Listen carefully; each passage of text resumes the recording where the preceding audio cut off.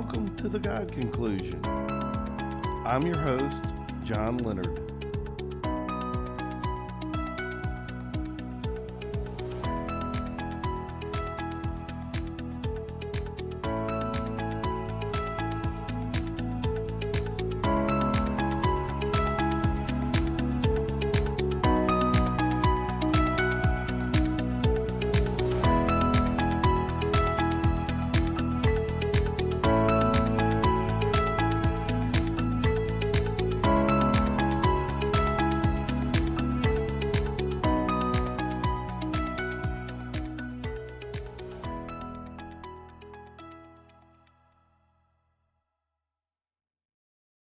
Greetings and welcome to another episode of the God Conclusion.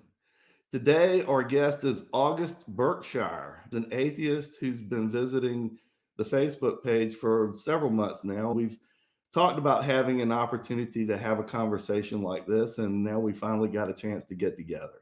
So without any further ado, I'm going to turn it over to August to make a brief opening statement. Okay, thanks, John. First, I should talk a little bit about who I am. I'm 64 years old. I've been an atheist activist for about 40 years. I'm a past president of Minnesota Atheists, on the board as the associate chair. And also recently, I've become the vice president of Atheist Alliance International. I live in Minneapolis, been together with a woman now for 27 years, so we're essentially married. No kids, no pets. So that's the brief bio. And I have a little statement here that ironically I can't find. All right, I'll open it up. I thought I had it open. A lot of times we hear that you can't disprove a God. Maybe you can't prove him, but you can't disprove. One way to disprove the existence of a particular God is to show that how it is defined contains or leads to logical or evidential contradictions. So then, like a square circle, we could prove that God as defined cannot exist. Something about its description must be changed. Now, this would not automatically mean, if we change the description, that the newly defined God automatically does exist, but it would at least remove a barrier to its existence. So in our discussion today, I want to talk about 4 of the problems or contradictions that arise when we look at a typical Abrahamic God. And some characteristics, these 4 problems are the problem of evil, the problem of silence or divine hiddenness, the problem of unintelligent and malevolent design, and the problem of divine foreknowledge and free will.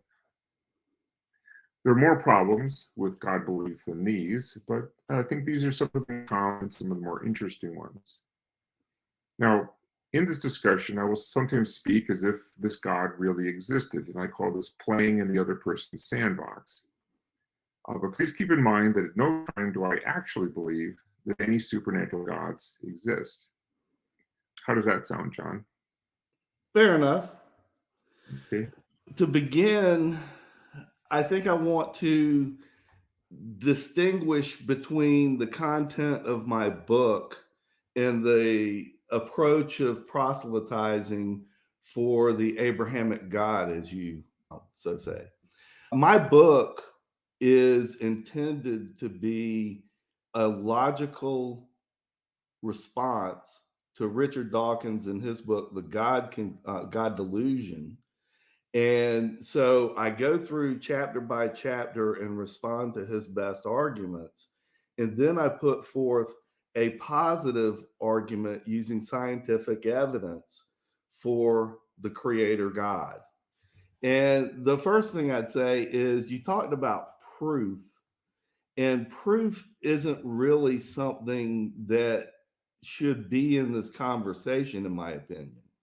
There is evidence, there's direct and indirect evidence, but proof is really relegated to mathematical theorems in courts of law.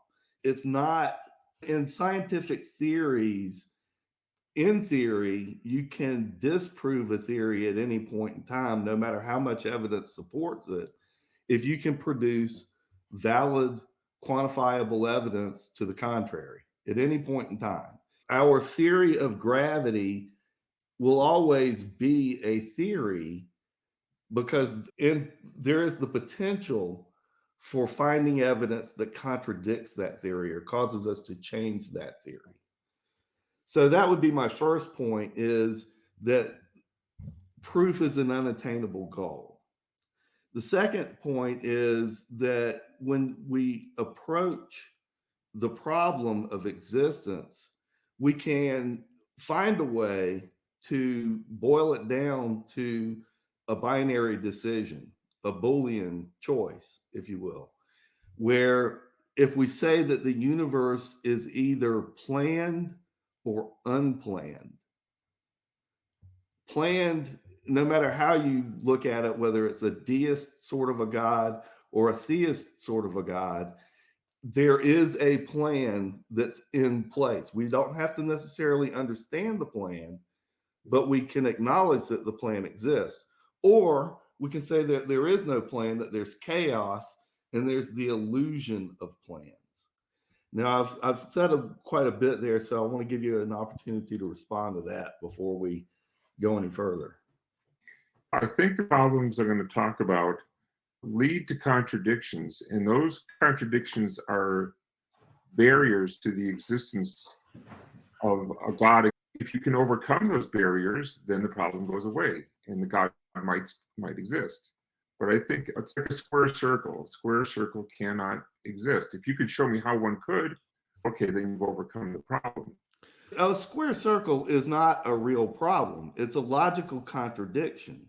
You cannot have a square and a circle in the same space. So it's illogical. And to put that as a requirement on God to be able to produce an illogical outcome is an unreasonable approach, wouldn't you say? And what I'm trying to get at with that example is that the contradictions that come up with these problems we're going to discuss are irreconcilable in the same way that a square circle is irreconcilable. And I forgot to mention how we're defining this God, which typically the Abrahamic God is claimed to be all-powerful, all-knowing, all-loving, and wants us to know of his existence. Would you say that's an accurate description? Well, I would say that those descriptors are not in the Bible anywhere. It is generally implied that God does have those attributes, but there's not any direct evidence in the Bible that says that those are attributes of God. But I do tend to believe that God is all knowing and all powerful, because if he can create this universe from literally nothing, then there doesn't seem to be any reasonable limits to be placed on that power unless they form a logical contradiction. I think a lot of people would say that he's all four of those. He's all knowing, all loving, wants us to know of his existence.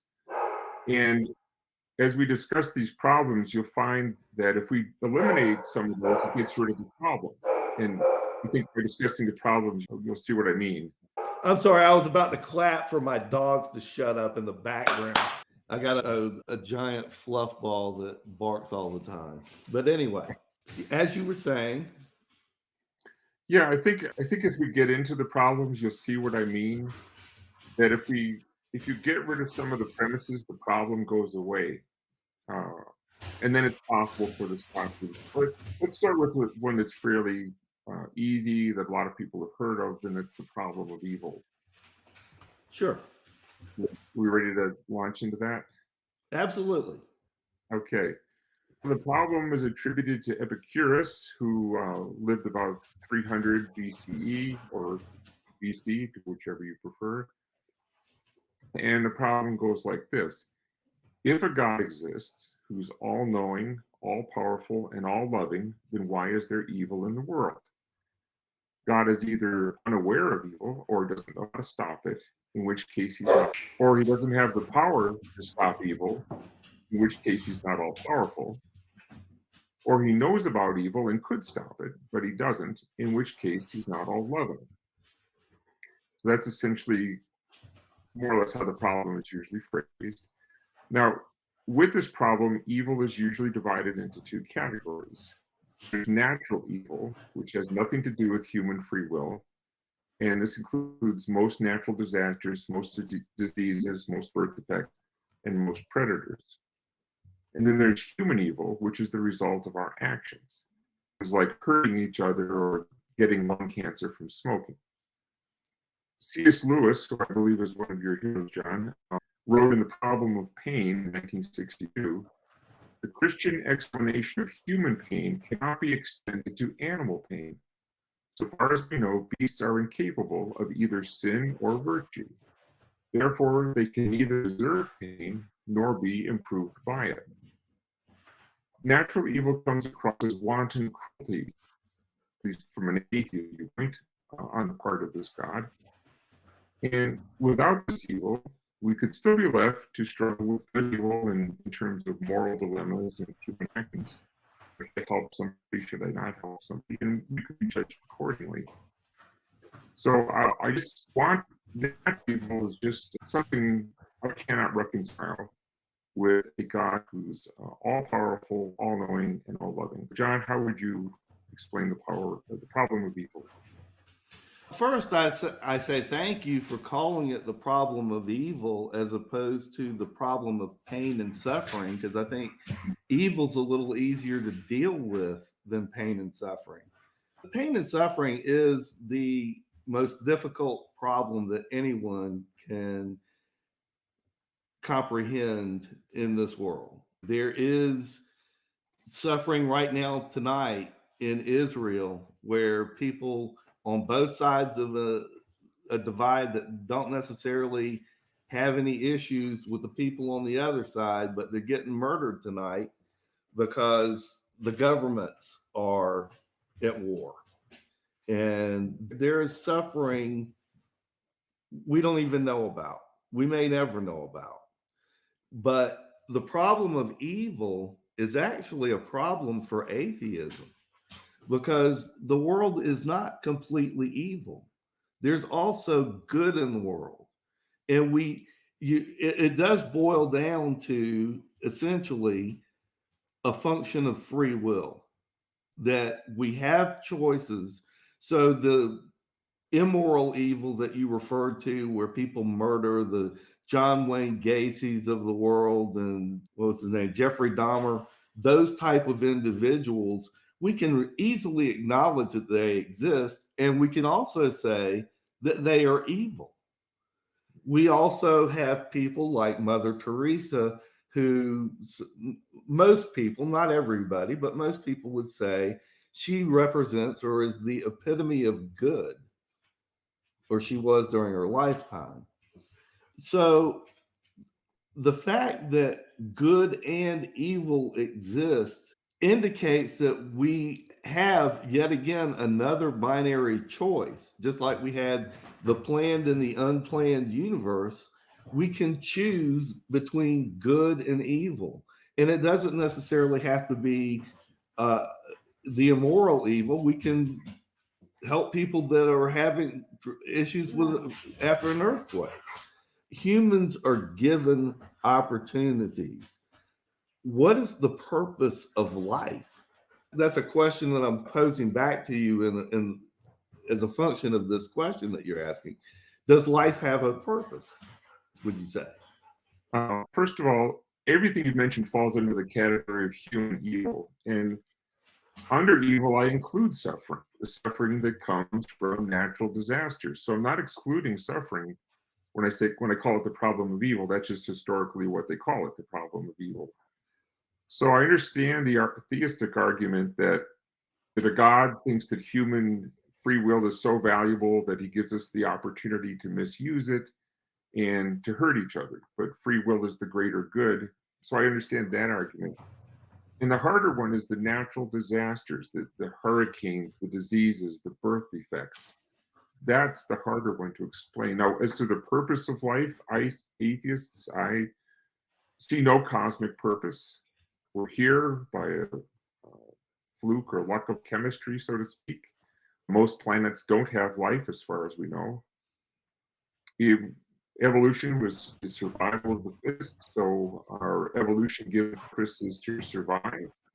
That's the number one thing evolution wants us to do. The second thing, when I speak of wanting as if evolution has a consciousness, it doesn't. It rewards. Evolution rewards survival and reproduction. Now, we're a social species, so not every one of us has to reproduce. In fact, I don't have any children. But because we're a social species, I can still contribute to the welfare of humanity, even without having children myself. I can help other children, people's children survive, for example. So, although we see no cosmic meaning, evolution gives us just a very limited meaning to survive and procreate. And then there are a lot of other meanings that are arbitrary that I take on. My girlfriend, our relationship gives a lot of meaning to my life. My family, my friends, my interests, having discussions. These are all things that give meaning to my life. And when I view a God believer, I think God believers give meaning to their lives too, but that they first invent a God to give them that meaning. And the atheists just skip the middleman and just give it to us directly. I would argue that Christians, or as you put it, God believers, don't understand or don't know what the purpose of life necessarily is. And we are on a journey where we are seeking to learn what that purpose is before we die. I've got a question for you. Okay. Without sorrow, how can we understand or appreciate joy? Without pain, how do we say that something causes pleasure? What is the comparison? Mhm. If there is no good, there would be only evil, and there would be no definition of good, and there would be no good in the world. We would just exist. So I can understand you saying that there is no cosmic meaning, but I don't really understand how that affects you, because what you're in essence saying is there is no purpose for my life. When I die, that's going to be the end of my existence. Mhm. I'll be gone forever, and there was never any point. Is that a fair More or less, statement? there's a very limited subjective point, subjective, not objective. So, you know what I mean? Life is important to me. It's important to people I influence.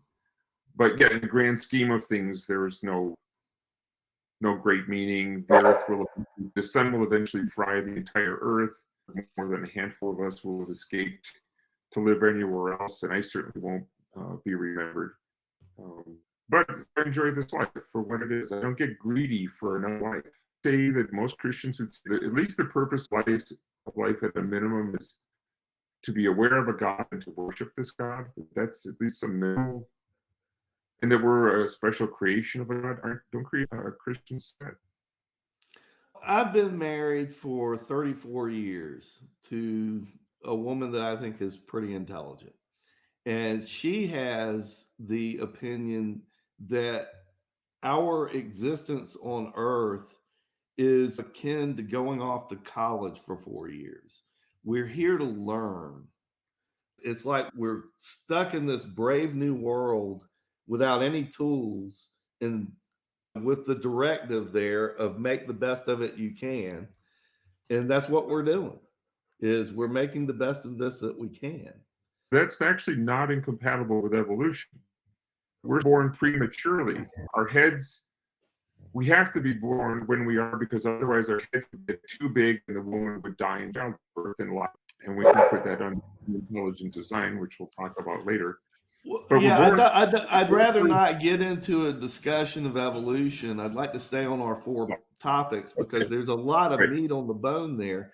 And Yeah. one thing that I want to get to before we get off of the problem of evil or the problem of pain and suffering is that atheists, well, not necessarily just atheists, but there's a lot of people that take the approach that it's compassion if a child is going to be deformed, to kill it in the womb, to abort the baby before it's ever given the opportunity to live.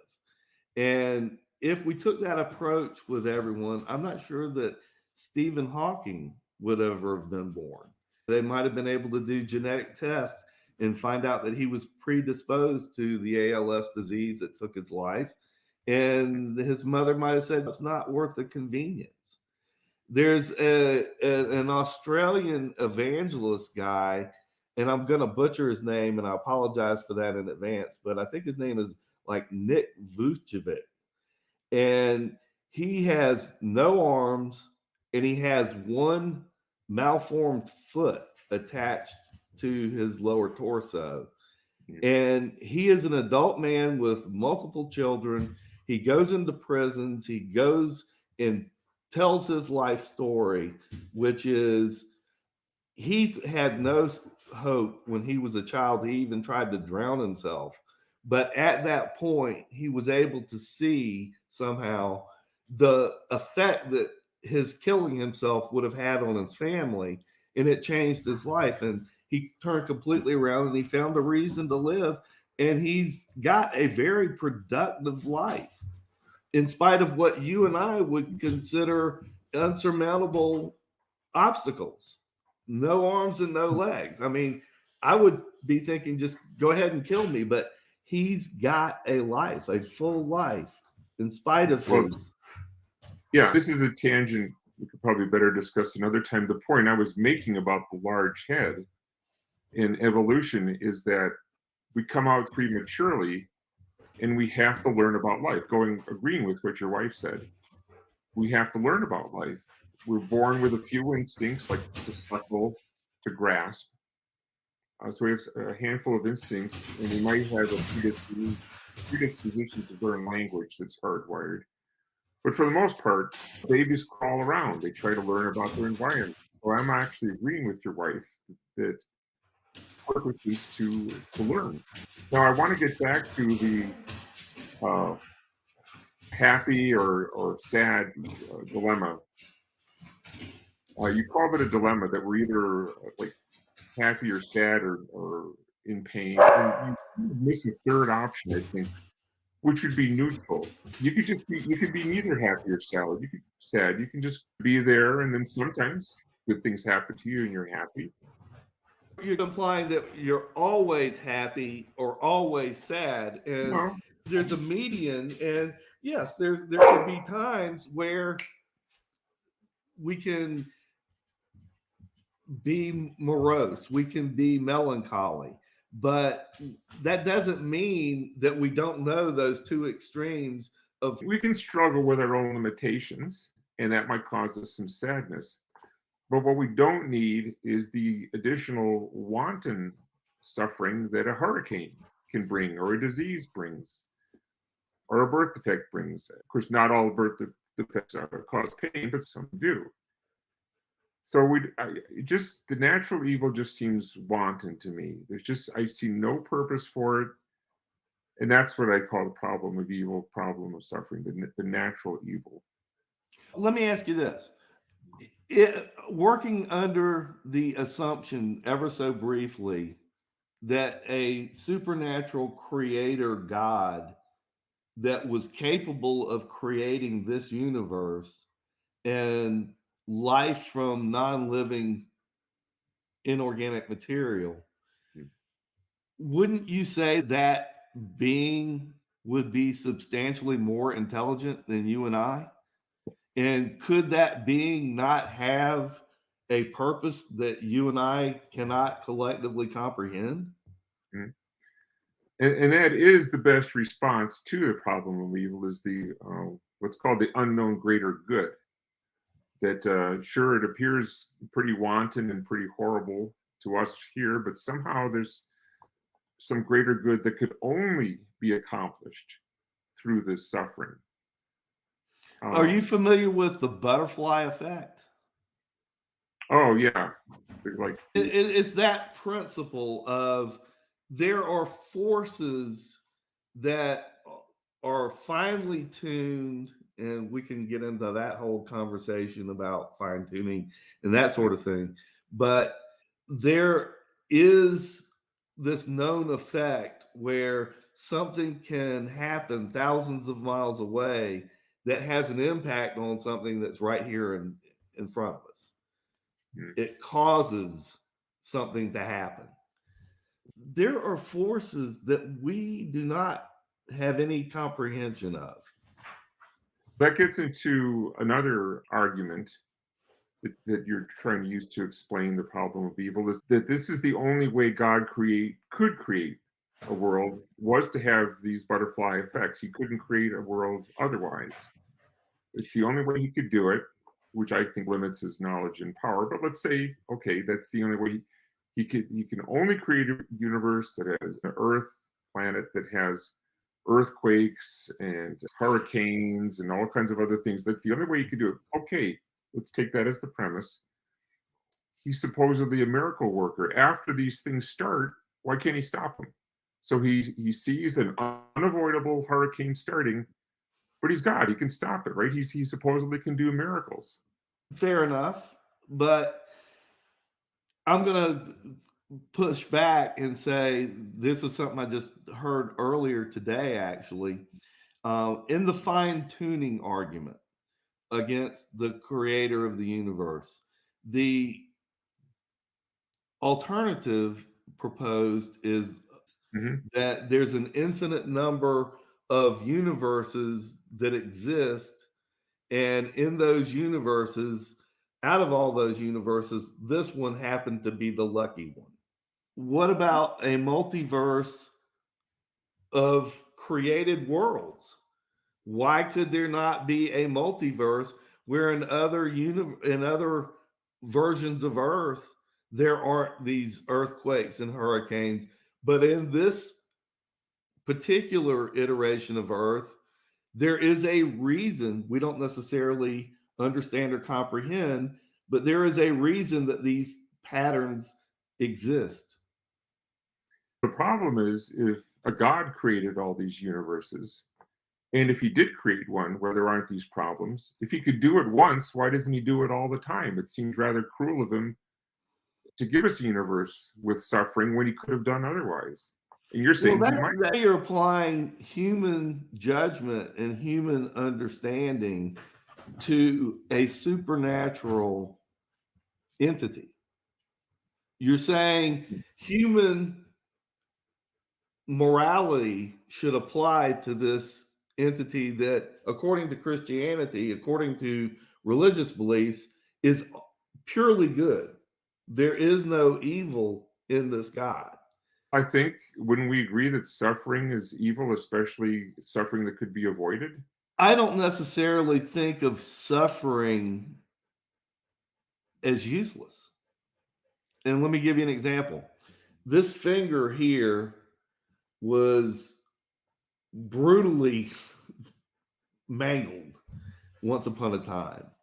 I was taking my dogs for a walk, and there was the front stoop was icy, and I started to slip, and I reached out to grab the metal railing and punched it by accident, and the finger would not stop hurting. And they ended up doing a surgery to it. They stuck pins in it, and it actually happened that the finger had been broken before in the past, and the new break unfroze it, but there was a really long and painful rehabilitation for this. And at one point, I asked the doctor, I said, doesn't it make more sense just to cut it off and let me go with four fingers on this hand, even though I'm left handed? And he said, no. He said, you get 60% of the strength in your hand from your pinky finger. And I never knew that. And I still don't know if it's necessarily true. But then after the pins came out, I went through some really horrific, very painful rehabilitation where they took my finger and they bent it in half and taped it with rubber bands so that it would stay bent until I had some flexibility in it, and I got it to this point. I'll never be able to bend it like I can bend this one, but I've got most use of this hand.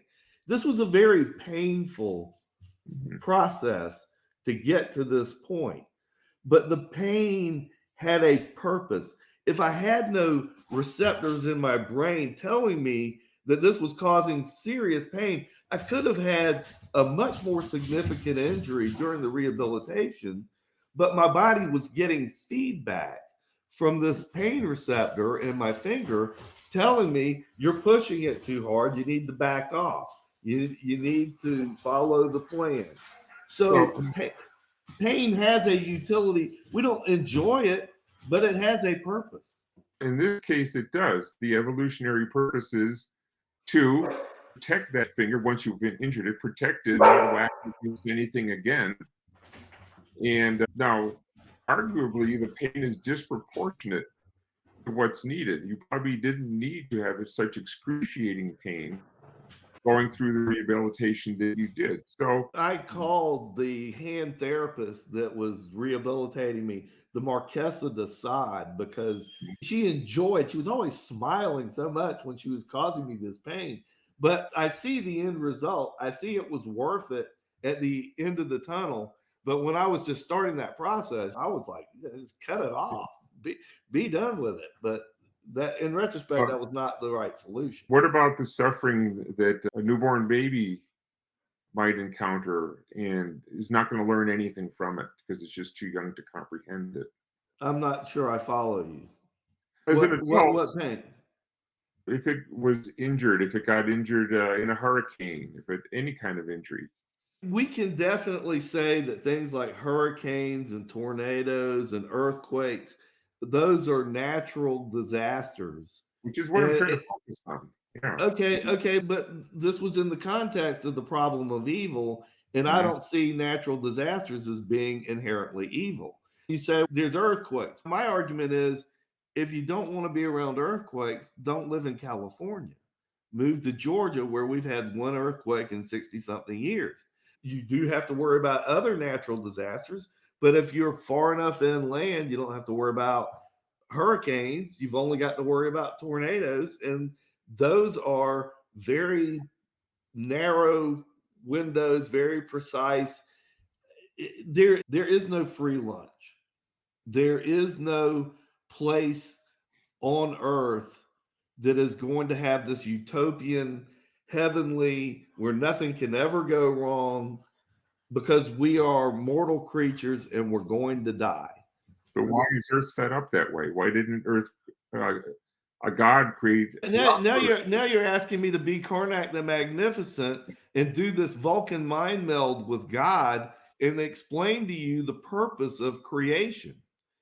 I'm showing you evidence of creation. I can show you fine tuning and I can show you repeated patterns that exist and all kinds of evidence of intelligence, of a design, of a reason for things that we don't have to understand. But it's a form of denial to say that there is no reason when we can see that things there there are complementary systems all throughout Earth. There are food chains. There are repeated patterns and signs or clear indicators that there's something behind the scenes that's got control of things. There is an order. Yeah, I've never seen anything that needed a God to explain it. But these particular problems don't eliminate the possibility of all gods. You No, know, there's always an alternative to God, but I'm trying to get you to understand that the alternative to God is extraordinary good luck. I think we should have another conversation. That the problem of evil basically says, and I include suffering and I include natural disaster in this. So you keep trying to sidestep that. I think the problem of evil and suffering and natural disasters says that a God cannot be all powerful, all knowing, and all loving. One of those has to go.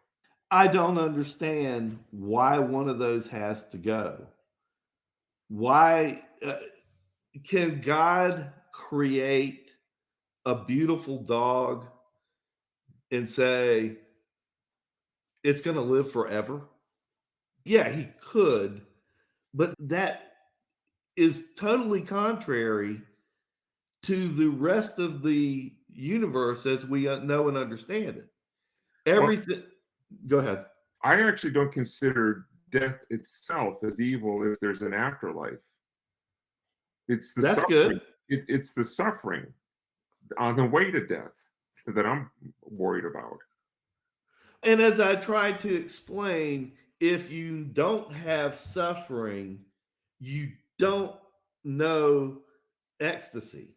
You can't comprehend ecstasy because there is only ecstasy. So ecstasy has no meaning. You But if, sorry, I was gonna say, well, again, I'd say you could be neutral. You could, most of the time, I'm neither really happy nor sad. I'm just going sure, around. When I sure. do my laundry, okay, maybe I'm marginally happy because I'm getting my clothes clean, but it's a chore. So there's the middle ground. I don't have to be suffering to have moments of very great pleasure. I don't have to have great suffering in my life. I didn't say you have to have suffering to have pleasure. I said you can't understand pleasure without knowing what suffering means. So we If you've never appreciate. had any pain in your life, you don't know what joy is. You might not have a word for it, but you'd still experience it.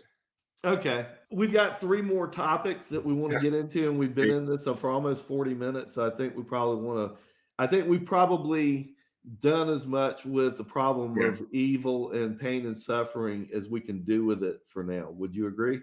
Yeah. And maybe the other ones will go quicker. I think they might. The next one is the problem of silence, sometimes called the problem of divine hiddenness. And the premise is that God is all knowing and he's all powerful and he wants us to know that he exists. However, since there are people like me who are unaware that any gods exist, this creates a problem and a contradiction. And not all three of the premises I just mentioned can be true. If God is all knowing, he would know what it would take to get me to believe that he exists. If he's all powerful, then he could do it. And since I don't believe any God exists, then maybe God doesn't care. He must not care if I know of his existence or not. Okay. Okay, yeah. So as I was going to say, one of those premises has to go in how this problem of silence is set up. Maybe God wants me to know that he exists and he knows what it would take to change my mind, but he's not powerful enough to do it. Or maybe he wants me to know that he exists and he is powerful enough to change my mind, but he just can't figure out what would do it. Or maybe he just doesn't really care, which any of those would fit the evidence that I see. And if the penalty for not knowing about and worshiping a God is hell, then it's cruel for this God not to reveal himself in a convincing way. So that's the problem of silence. Okay. Well, my first question in response would be to ask you to define hell. What do you think hell is? Torment in the afterlife, eternal torment in well, any torment really, but it's usually depicted as eternal. But Okay, there are depictions of hell as being a place of perpetual torment. I have a different definition of hell. mhm, I consider hell to be separation from God. okay, And as an atheist, you are exercising your free will to choose to ignore the evidence that I can present to you that indicates that God exists. I can offer to you fine tuning. I can offer to you the signs of intelligent design and repeated patterns and that sort of thing. And you can just say, that's not all good. None of it's good enough. It doesn't meet the measure of my standard. mhm, So I choose to exercise my free will and reject belief in this deity that you claim exists. That is, and that is the definition of free will. What happens if free will doesn't exist? In a debate with William Lane Craig, there was an atheist named Keith Parsons. And Keith Parsons said at one point, if God came out in a 50 or 500 foot, I forgot how tall, he said, entity standing there, and he says, Keith Parsons, I told you to worship me. And he said, at that point, I would have no choice but to accept that God exists.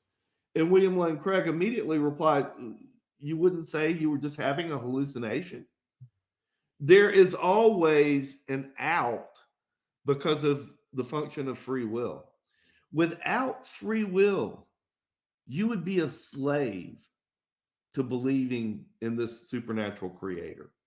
If you had no choice, if God wrote on your keyboard, I exist, and you had no choice. If one is to believe the Bible, God did reveal himself in convincing ways to people there.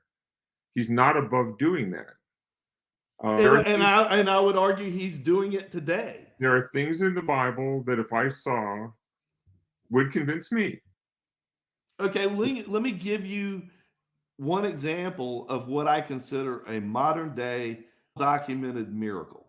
Mm-hmm. There was a movie about this. It's called Miracles from Heaven. It's a story of this girl named Anna or Annabelle Bean, a little girl. She was diagnosed with not one, but two, what would ultimately be fatal intestinal disorders.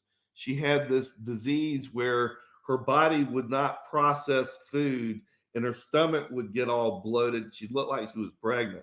It was a horrible, very debilitating illness that she was suffering with for a long time. Her parents were devout Christians, and they were like, why is the problem of pain and suffering that you were saying? What's the point of this? Does God even exist? They're taking her from Texas up to Massachusetts to see this specialist. And he says, there's not really anything I can do for you. So the mother takes the daughter home and is making her comfortable, not necessarily expecting an immediate death, but she knows that there's no prognosis that is positive. Her daughter is going to die of these two illnesses. The daughter goes out with her sister and climbs up in a tree, gets 30 feet in the air. The tree is dead and a branch breaks. She falls inside the trunk and lands on her head 30 feet at the base of, down at the base of the tree. Okay. Should have broken her neck, should have killed her immediately. Wouldn't you say that 30 feet landing on your head, the odds of survival are tremendously low? If she's not dead, she should have brain damage or broken back. She should have serious repercussions of this injury. What happened was they got her out of the tree and they found out that she was cured, that both of her eating disorders had mysteriously vanished. And she's a healthy girl. She's living a normal life today. Eats pizza, which was a big treat for her in the past. But the point of this is there is no logical or rational explanation for what happened to her. There just isn't. You can say she was extraordinarily lucky and everything happened perfectly, that she hit at just the right angle, and somehow that jarred her immune system back into operation, and her body was able to fully recover, and there was no God involved. You can make that argument, but you will never convince her mother and father that's what happened. They are going to attribute this. Hush! They're going to attribute this to a miracle. Whenever we hear stories like this, it assumes we have complete medical knowledge and can rule out a natural explanation. And especially when you're talking about the brain, that's such a mysterious area. We can't rule out a natural explanation. When she fell down the tree, the center of the tree, you said? She fell inside the tree. Okay. They had to get up 30 feet in the air and lower ropes, which she was able to attach to herself and extract her from inside the tree So without there's like cutting a down. hollowed out, the trunk was hollowed out and she fell down. Trunk was hollowed out and she Okay. fell all the way to the So bottom. her descent could have been slowed by the friction rubbing against the inside of the tree.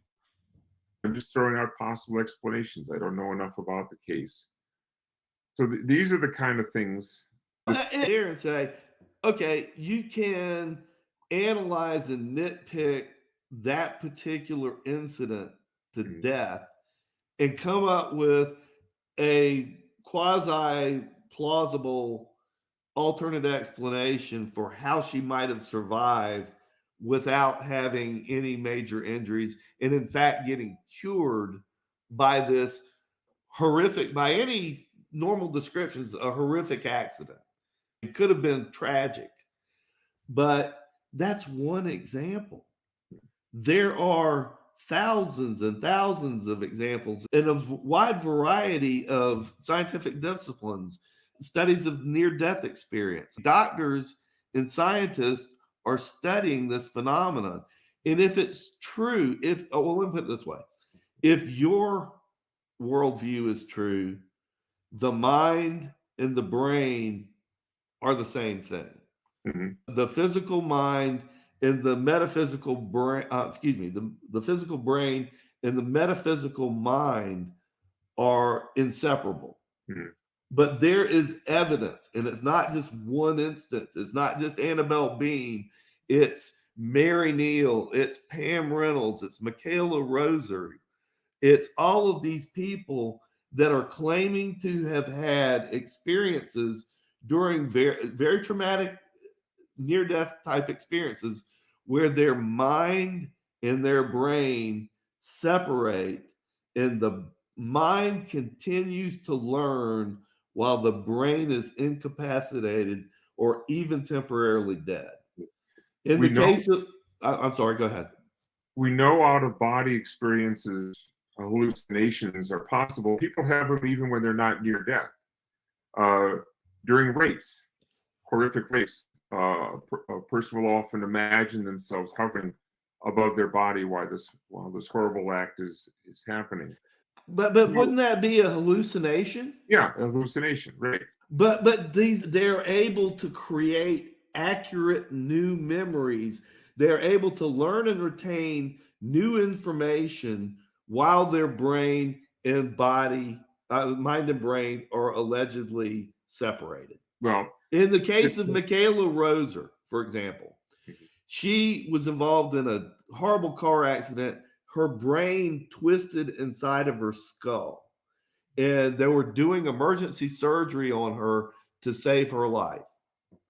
At the same time, of the and maternal and paternal grandmothers were sitting in the hospital cafeteria.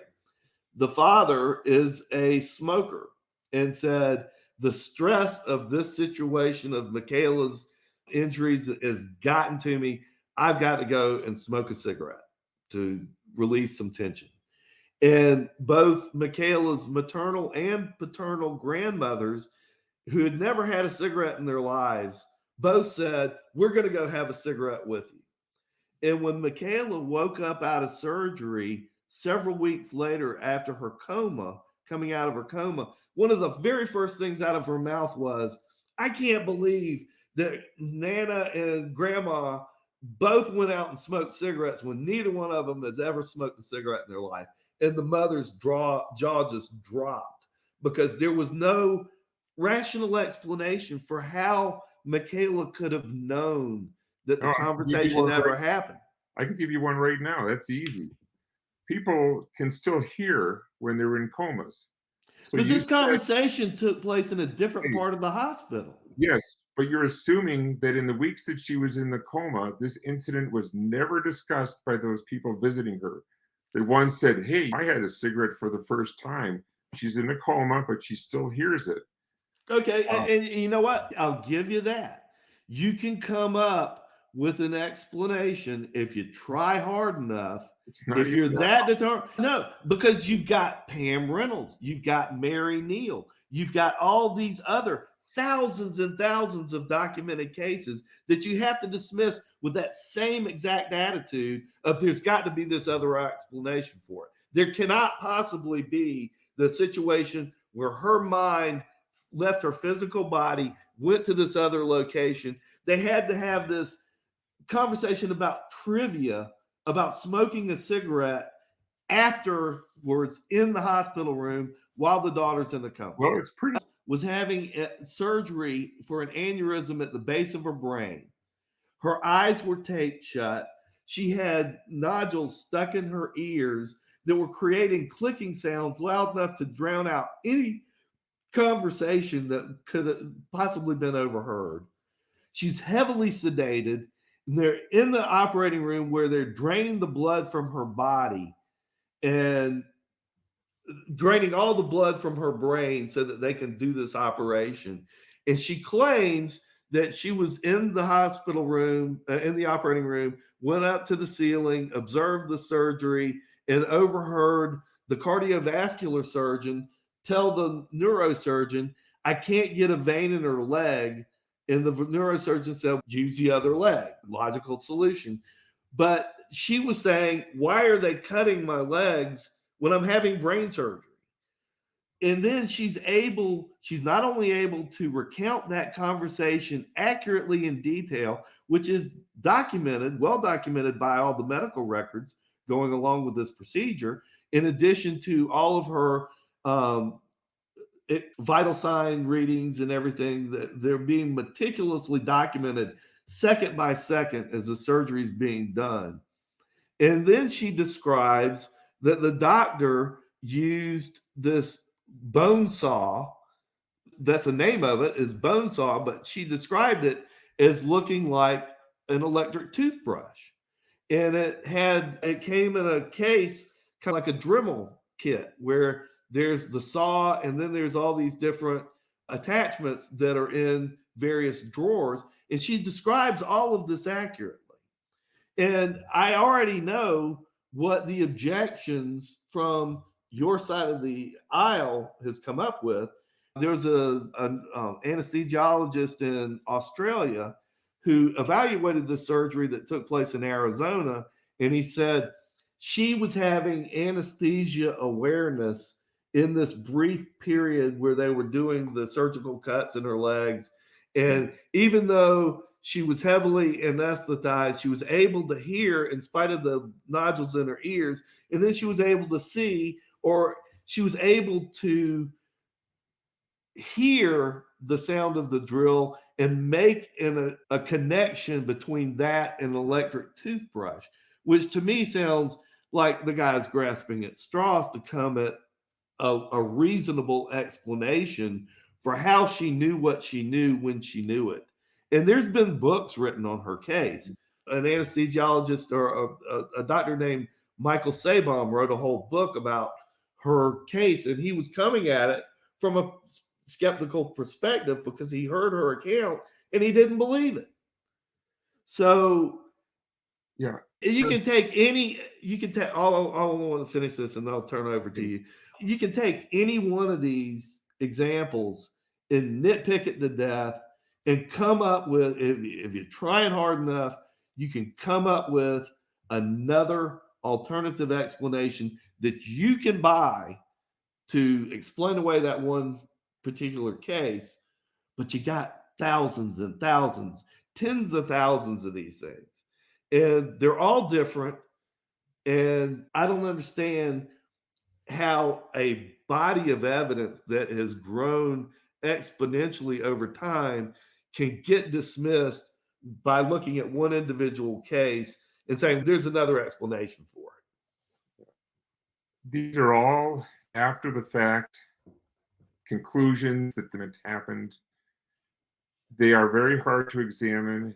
HIPAA laws preclude us from totally knowing the medical conditions of the person.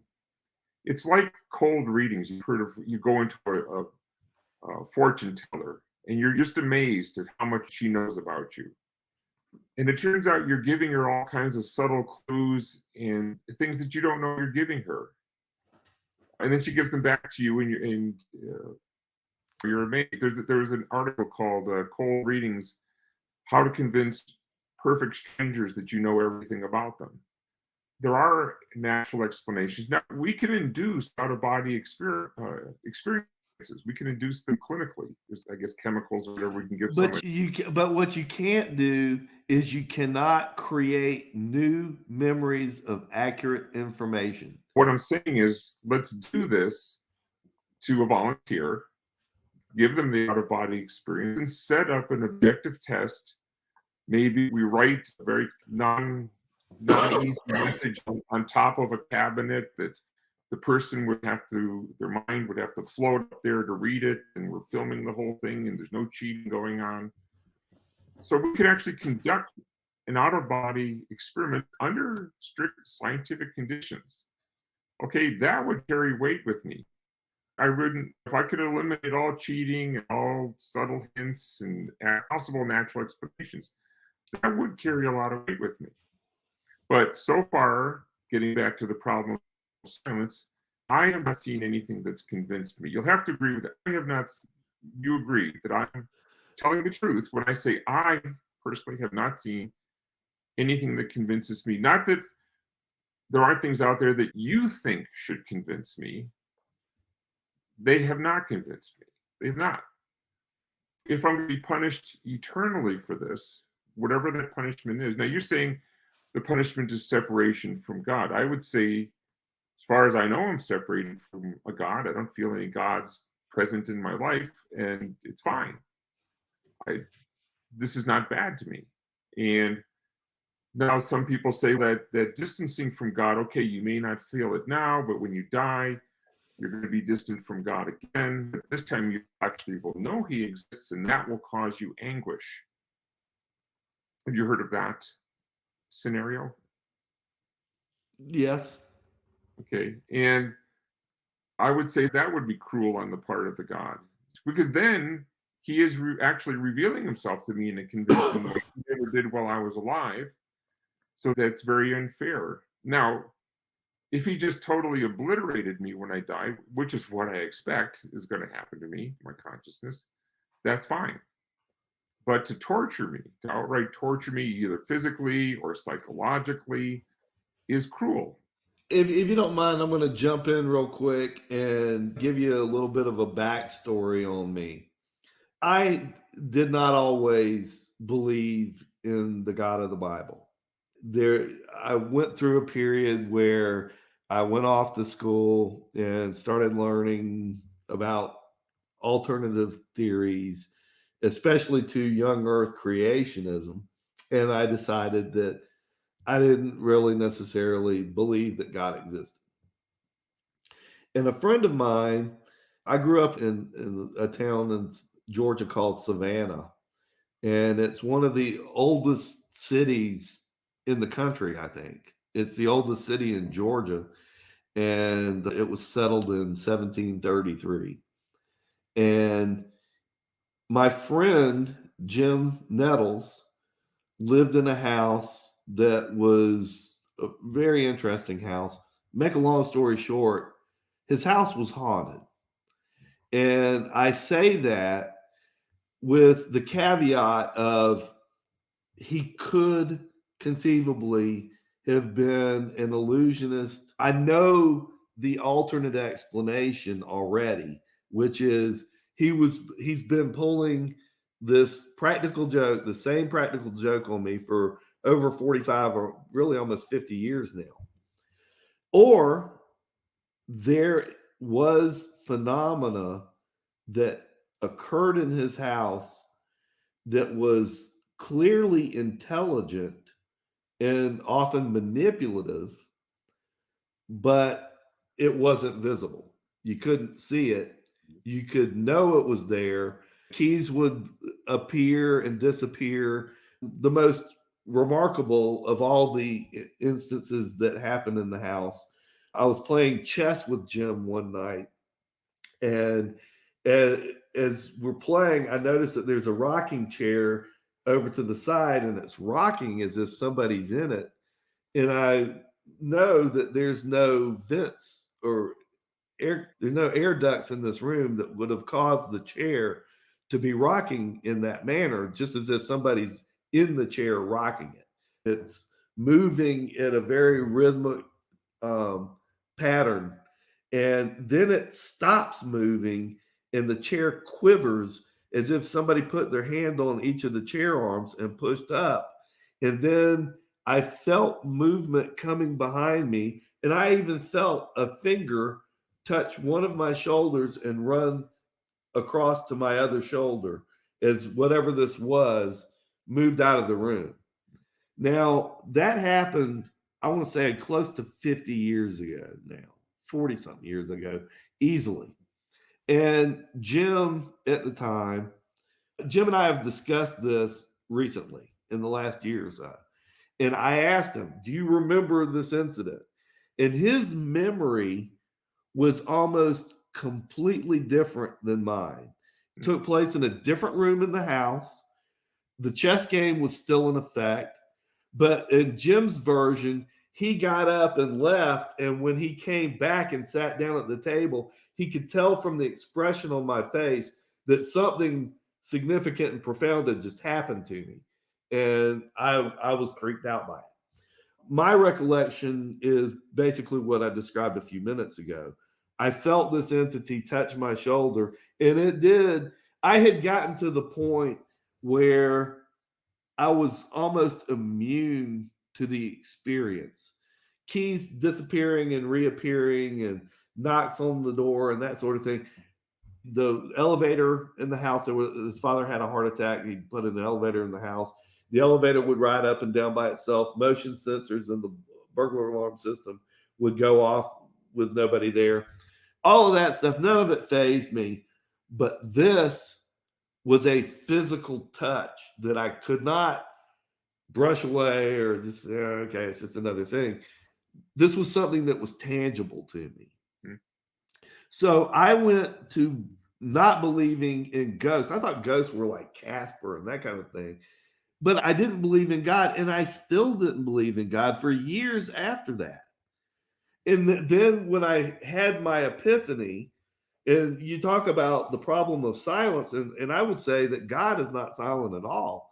When I prayed, and I prayed, I remembered, I had memorized as a child Matthew 7:7, which says, "Ask and you will receive, seek and you will find, knock and the door will be open to you." And then Revelation 3:20 says, "Behold, I stand at the door and knock.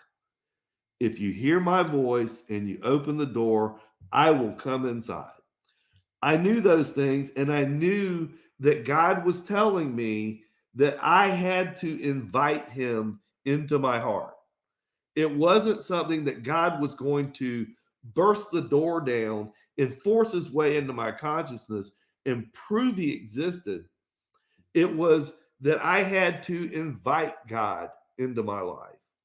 So when I did that, and I say this now and I'll say it today, the moral of this story is be careful what you ask for because you just might get it.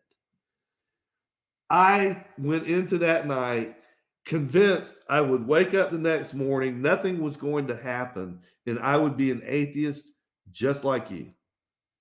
But what happened was I went through this transformation, and I was convinced that God not only existed, but God had come literally into my bedroom the night before and appeared before me. And my dark as night bedroom was suddenly filled with this bright light, and I was overwhelmed. But nothing happened afterwards. I told my wife about it the next morning, and then I went on to work and I went on about my life, and nothing changed for years. And then one day I see Richard Dawkins on the Colbert Report, and he says that cars and computers and cell phones are all intelligently designed, but the human body is not. And I said, that is a moronic claim because all of these inventions that you're talking to come off of natural designs. But I didn't know enough about evolution to even formulate an intelligent argument against it at the time. And so that started me on the path of learning about existential science and learning about biology, all this stuff that I never cared about because I was a computer guy. I knew computers, digital world, zeros and ones.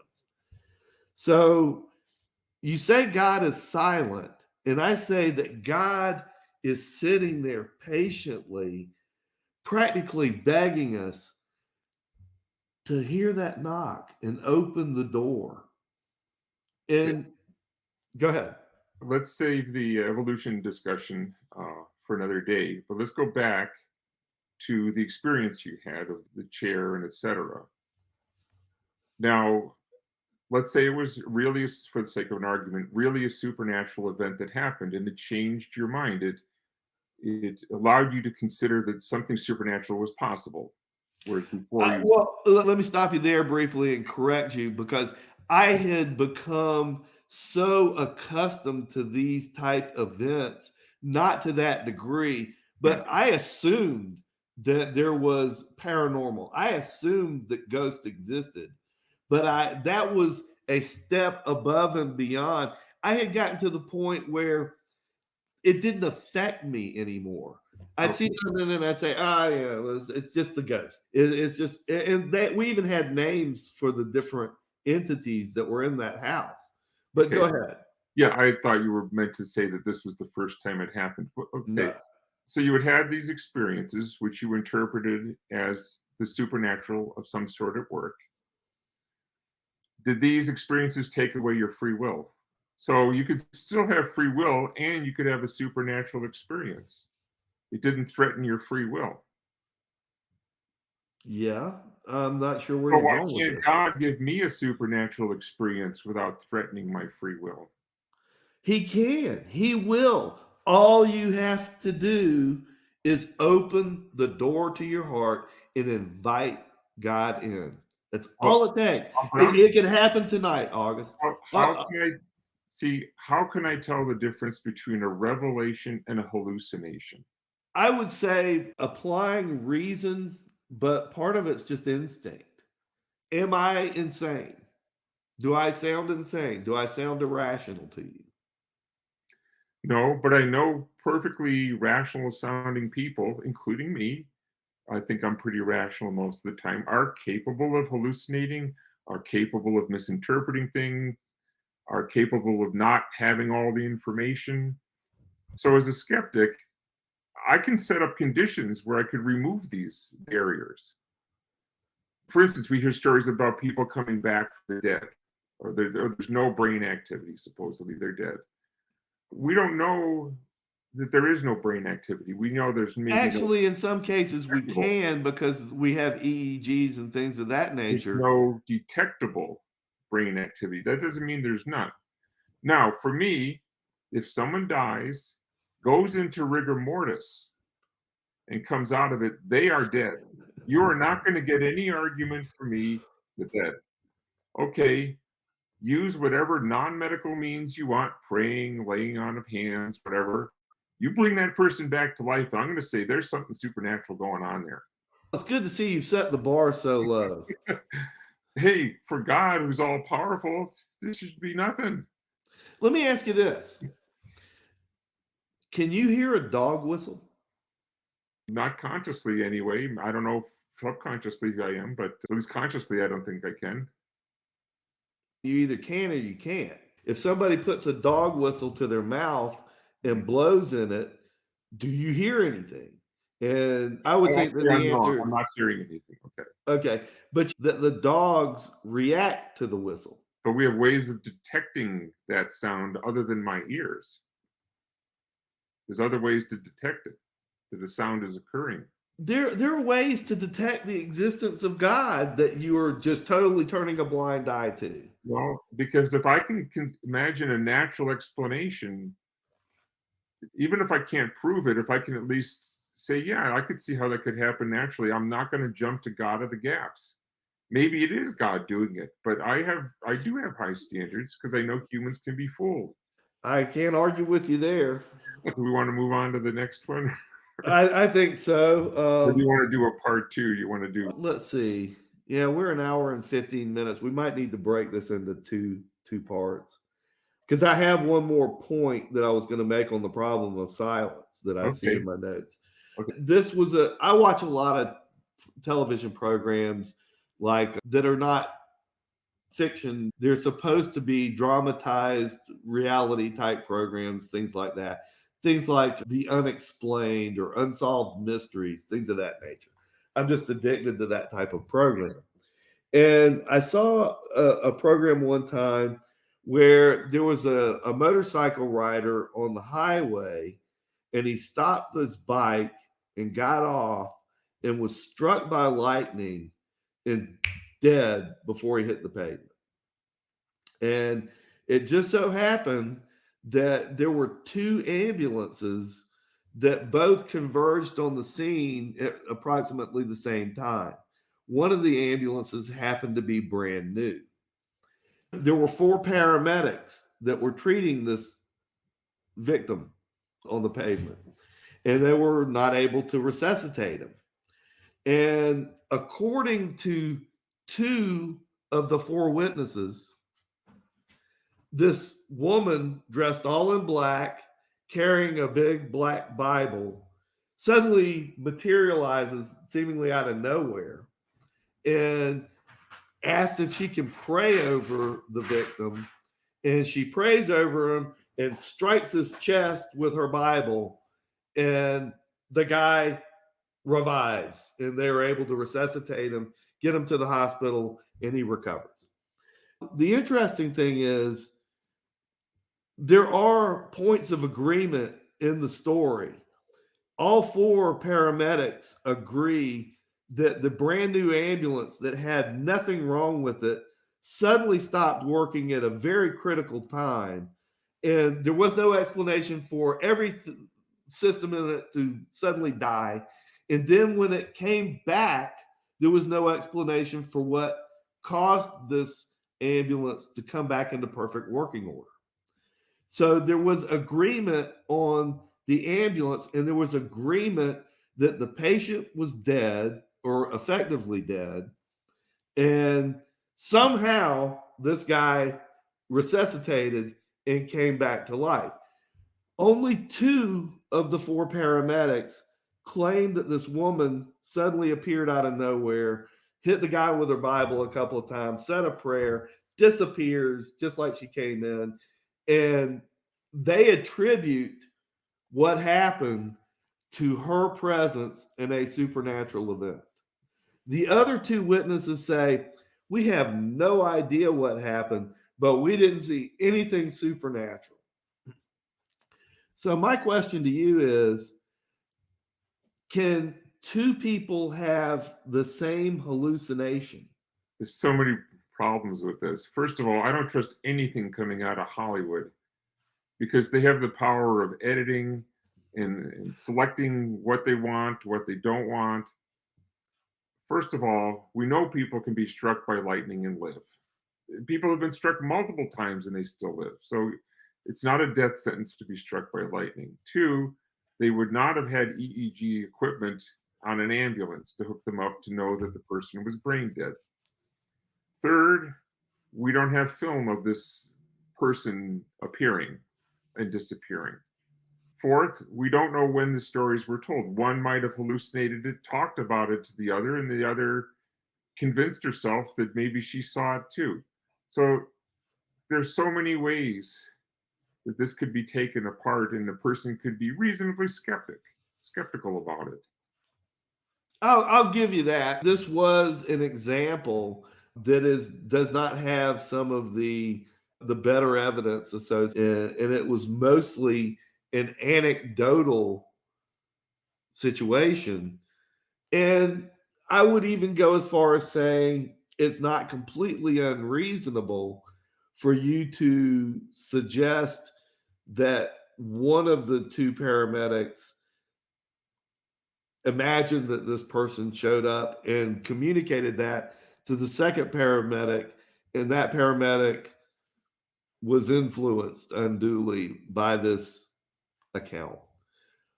But it's, again, it's one example of many examples that I can produce of apparently supernatural phenomena. Not all the evidence is as good as other examples, but it does seem to indicate this overwhelming body of evidence that a strictly materialist worldview is not compatible with the reality that we see. For all of the things, we can set up experiments to test them. Mind reading, we can set up mind reading experiments, out of body experience. We can set them up under very strict conditions, and that would influence me, maybe even get me to believe something supernatural is possible. I repeat, the experiment is easy. I've already told you what you need to do.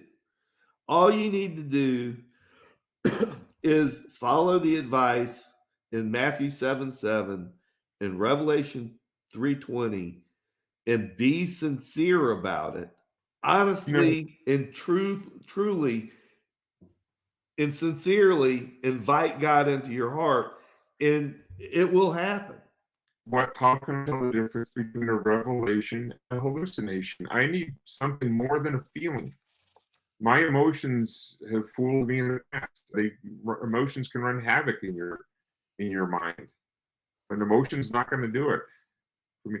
There were people that were believers. I'm not one of them.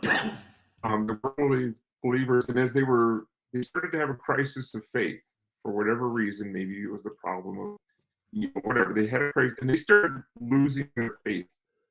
And they did sincerely pray, God, if you're there, give me a sign. And they were met with silence, and they were heartbroken, and they became atheists. Now, I'm not one of those people. I read a lot of books, and I read a book by a guy named Jerry DeWitt called Hope After Faith. And Jerry DeWitt was not a formally trained preacher. He was more like a street preacher guy. He never was a successful pastor. He never had a big congregation. He was always struggling to make ends meet and that sort of thing. But he told this story in this book that, quite frankly, made my jaw drop. He said at one point in his life that there was somebody, and I don't remember every exact detail, but it was somebody had a car accident, a very serious car accident, and they were in another city. He lived in some rural place in Louisiana, and he was going to like Baton Rouge or Shreveport, someplace big. And he said he didn't know where he was going. He didn't know which hospital this person was in. He didn't know the room number. He didn't know anything about this person.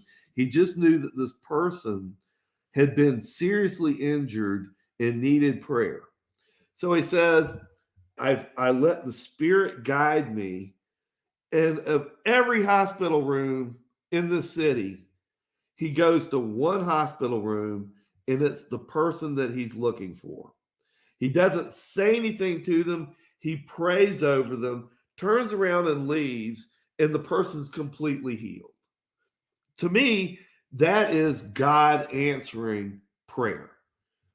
Then Jerry DeWitt tells another story later in the book about how another pastor was involved in a serious car accident, and he showed up at the scene and he prayed over that guy's body, and the guy didn't live, and that made him into an atheist. What's the rationale for that? If God answered his prayer so clearly early and sent him to the right hotel room, was that all luck, or was he being guided by some supernatural force? If you say it was all luck, then the rest of his story makes sense. There's explanations, or possible natural ones, First of all, it could have been there was only one hospital in the town. A lot of towns only have one hospital, and there's sometimes hospital signs, the blue sign with the H. And I I don't apologize. I don't know all the oh, details of the book, but I I thought you do said he want to say found the hospital without knowing where it is. he drove into the city and immediately goes to this hospital. He does not know where it is. And it's my recollection, I could be wrong, but I do believe from reading his book that there were multiple, this was a big city. There Hmm. were multiple hospitals in the city. And he goes to the right hospital. He not only goes to the right hospital, he doesn't go to the reception desk. He goes right to a room, and it's the right room. Of every room in the hospital, Okay. of all the hospitals in the city, he goes to the right room. So blue hospital signs could have led him to the hospital. When you make predictions, you tend to forget the misses and remember the hits. He could have gone to some wrong rooms and forgot it, conveniently forgot it. Excuse me. You're talking about a fellow atheist It- in his well, memoir, and he specifically says that he goes to one hospital and only one hospital room. yeah, I'm telling you, even atheists can be fooled and forget things and pick up on clues that they're not consciously aware of. We're not immune to those things. He could have gotten to the hospital by seeing the blue hospital signs, walked in. Maybe he heard the case being discussed and the room number was mentioned. Maybe the person's name was on the door. Sounds I really think we're weird, at four maybes already, and we but haven't even gotten into the room. it seems more likely than a god of the gaps. There is no God of the gaps. There is science of the gaps, and there's God of the gaping holes. No, Because you can't think of a natural explanation, so God did it. I can't think of a natural explanation for the origin of the universe, the immediate expansion of the universe, the origin of life, and the origin of consciousness. Those are four different milestones that I do not have an alternate Yeah. solution Well, that's purely naturalistic and yeah. relies on luck. Again, this sounds like a different show. I'm just talking about this specific hospital thing now. Like I say, I can think of, and I'd have to follow him with a camera. So he had one experience that what was he couldn't explain, and then he had another one where it didn't happen. He had one experience while he was still a pastor Yeah, that to me, in my mind, would have solidified beyond any question that there is a supernatural force. If the story is true as he recounted it, that's an important yeah, caveat right. to And issue. people can absolutely believe they're telling the truth, but they're leaving out details. They're not noticing details. So I'm not saying he's lying about what he thinks happened in any way. But then you see when he had some other experience where it didn't happen. Later in his career as a pastor, he got another call where one of his very close associates was tragically injured and died as a result of a traffic accident.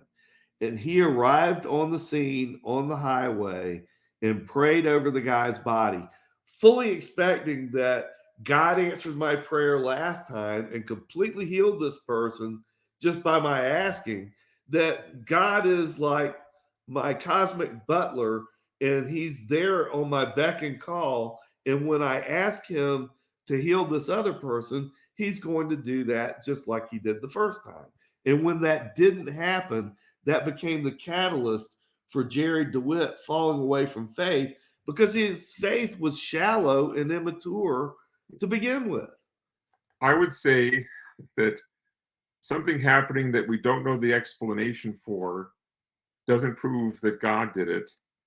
And you're calling on a God to do something, and him not Well, doing it is not proof that he doesn't exist. again, you're using the word proof, and I only Evidence that. offer evidence. Okay, The evidence put the word clearly evidence in proof instead of, praying praying to someone and they get better for reasons you don't know is not evidence that God exists.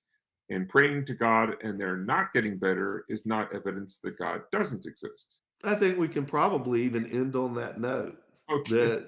that I agree with that.